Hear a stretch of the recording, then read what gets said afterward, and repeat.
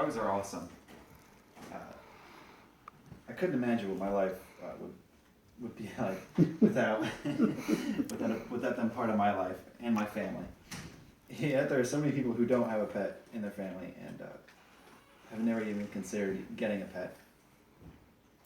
Today I'm going to explain the certain health benefits associated with pet ownership, talk about the issue of overpopulation with animals, and finally, I'll answer any questions or differing opinions about the benefits and the joys of owning a pet. So, people who have a pet as part of their family often seem to be better and kinder people. That's because there are proven mental and emotional benefits to pet ownership. This is also because of the responsibility that owning a pet takes or teaches, and also, how could you not smile when looking at a kitten or a puppy? Another reason is that the overpopulation numbers are super high, and because there are not enough good homes to care for or want these animals, many cats and dogs are euthanized by the hundreds and even thousands every year. If more homes would just sterilize their pets, this wouldn't be as big an issue as it currently is today. And like I said before, the responsibility of owning and caring for a pet teaches children responsibility and give elderly people something to focus on in their time and attention during their later years as they've been retired, which also has health benefits too, such as reducing stress, lowering blood pressure, increasing social interaction, and helping to keep physically active as well. There are actually many benefits to having at least one pet in your family that can improve your everyday life. For example, there are a number of proven health benefits, as I said, of owning a pet among all age groups, such as physical benefits, mental and emotional improvements as well.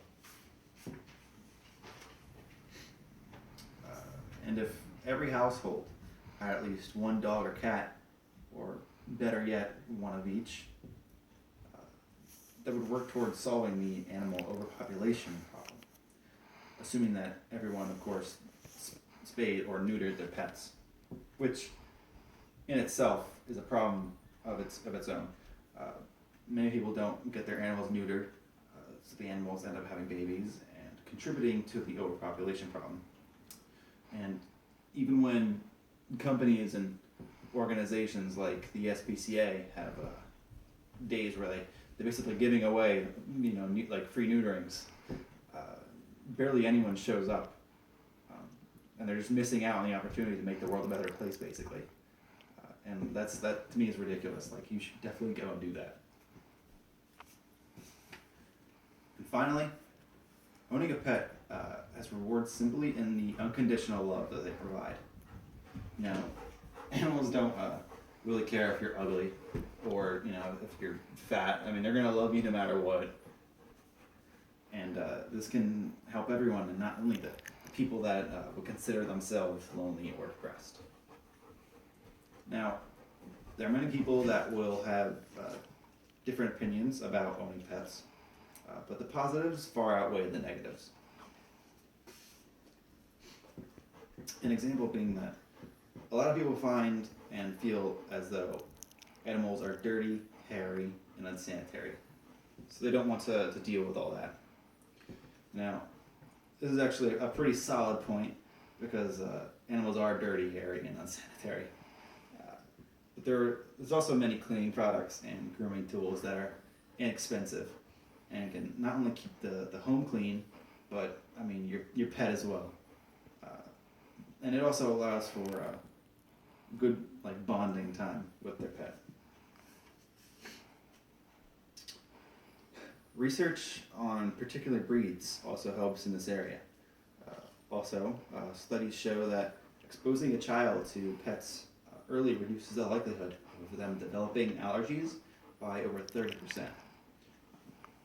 This also would help with having children and not being afraid of animals as well. Because I can't tell you how many more times I've met children, or even adults for that matter, that have been scared of dogs or cats or whatever. Even people scared of my dog, who literally wouldn't hurt a fly. He'll try and just run up and jump on your arms.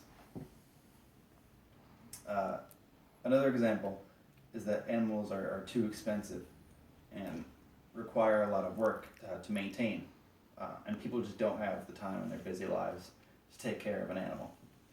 Now this is understandable because everyone's got their own things going on. They're doing 1,000 things a day. But to answer this, dogs do require a bit more of a commitment on time and expenses than other animals.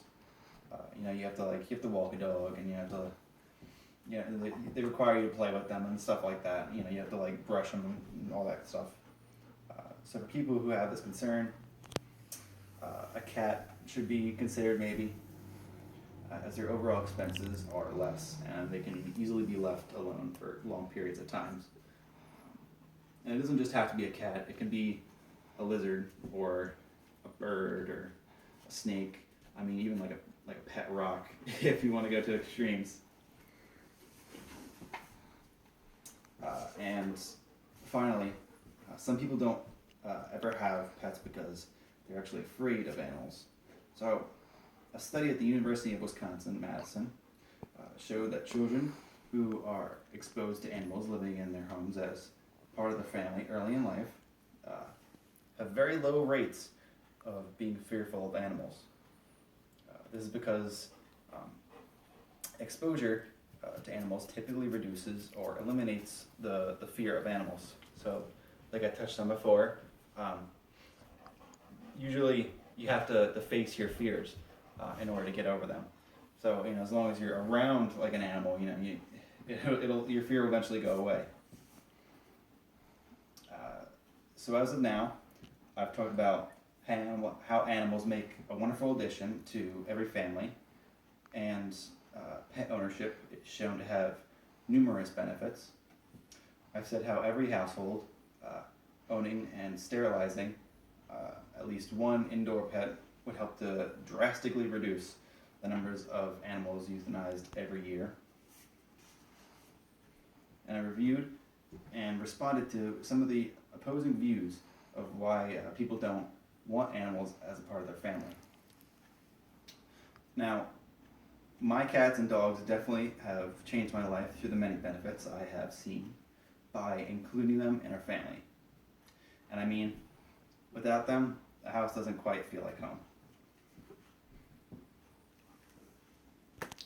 Yay. Let's put the clock.